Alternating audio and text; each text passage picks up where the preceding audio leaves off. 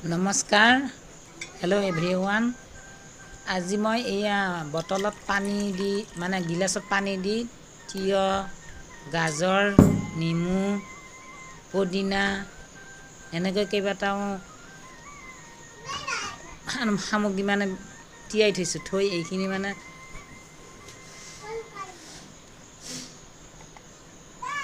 শৰীৰৰ কাৰণে বহুত প্ৰয়োজনীয় বুলি কয় আৰু মানুহে। আপোনালোকে বাৰু ক'বচোন এইটো কি হয়গৈ, যদি জানে সকলোৱে ক'ব। এইখিনি ৰাতিপুৱা খালী পেটতে খাম বুলি তৈয়াৰ কৰি লৈছোঁ।